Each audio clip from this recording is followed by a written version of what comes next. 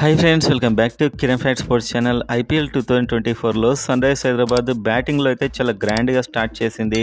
వరుసగా 200 runs score చేస్తూ వచ్చారు. అయినప్పటికీ మొదటి మ్యాచ్ గెలవలేదు. రెండో మ్యాచ్ ఐపీఎల్లో టాప్ స్కోర్ కొడితే అప్పటికీ కాస్త కష్టపడి గెలిచారు. సో ఆ విధంగా బౌలింగ్ పర్ఫార్మెన్స్ అవుతుంది.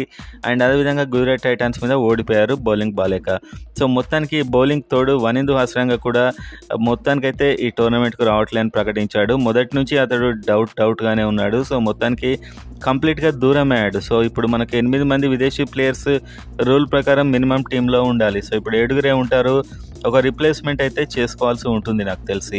సో ఆ రిప్లేస్మెంట్ ఎవరున్నారు యాక్చువల్గా అని చూస్తే ఇప్పుడు వనిందు హాసరంగా లేకపోతే రిప్లేస్మెంట్ కూడా అవసరం లేదు టీంకి. సో మీరైతే ఎస్ఆర్హెచ్ నెక్స్ట్ కంబ్యాక్ ఇస్తుంది అనుకునేవారు వీడియోని లైక్ చేయండి.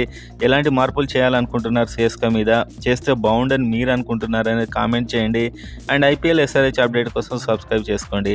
సో మీరు చూస్తే ఇప్పుడు ఇంటర్నేషనల్గా అన్సోల్డ్లో ఉన్న ప్లేయర్స్లో అయితే మైకెల్ బ్రాస్వెల్, సో ఒక మంచి off spinner and left hand big hitter.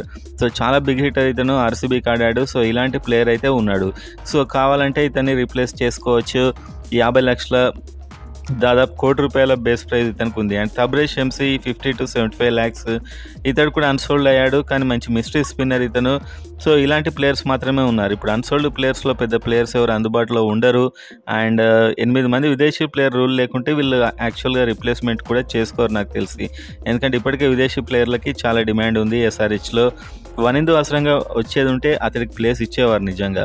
ఎందుకంటే మిస్టరీ స్పిన్నర్ టీంలో లేడు, ఎవరు అంత ఎఫెక్టివ్గా లేరు. మయాంక్ మార్కండే ఉన్నాడు కానీ. అండ్ ఇంకొక ప్లేయర్ ఉన్నాడు జాతవేద్ సుబ్రహ్మణ్యం. సో ఇలాంటి ప్లేయర్స్కి ఛాన్స్ ఎందుకు ఎవరో అర్థం కాదు. ఎందుకంటే ముంబై ఇండియన్స్ అండ్ అదేవిధంగా చెన్నై సూపర్ కింగ్స్ ఇలాంటి వాళ్ళు ఇచ్చేస్తుంటారు కొత్త వాళ్ళకి ఛాన్స్. అండ్ వాళ్ళు స్టార్గా ఎదుగుతుంటారు. కానీ మనకి ఎస్ఆర్హెచ్లో అలాంటివి చూడడానికి కనబడవు. అదే వాషింగ్టన్ సుందర్, అదే మయాంక్ అగర్వాల్ వీళ్ళే ఆడుతూ ఉంటారు. ఇదే మనకు గుర్తొస్తూ ఉంటుంది ఎప్పుడు. అండ్ ఆ తర్వాత నెక్స్ట్ మ్యాచ్లో అయితే కొన్ని చేంజెస్ చేస్తే బెస్ట్. చేంజెస్ అంటే ఒకటి ఓపెనింగ్ స్పాట్కి చేంజ్ అండ్ ఒక మంచి స్పిన్నర్ను జాతవేద్ సుబ్రహ్మణ్యం లాంటి ఒక యంగ్ స్పిన్నర్కి ఒక ఛాన్స్ ఇవ్వాలి. సో ఇస్తే అతని బౌలింగ్ కూడా చాలా మిస్టరీ ఉంటుంది కాబట్టి మంచి రిజల్ట్ వచ్చే అవకాశాలు ఉన్నాయి. సో మొత్తానికైతే నెక్స్ట్ మ్యాచ్లో ఎలాంటి చేంజెస్ చేస్తారో చూడాలి. పెద్ద మొత్తంలో చేంజెస్ అయితే ఉండవు. ఒక ఓపెనింగ్ స్పాట్కి గ్లెన్ ఫిలిప్ వచ్చే అవకాశాలు, లేకపోతే అన్మోల్ ప్రీత్ సింగ్ వచ్చే అవకాశాలు అయితే ఉంటాయి. టీమును పదే చేంజ్ చేసే ఉద్దేశంలో అయితే కోచ్ లేడని నాకైతే అనిపిస్తుంది.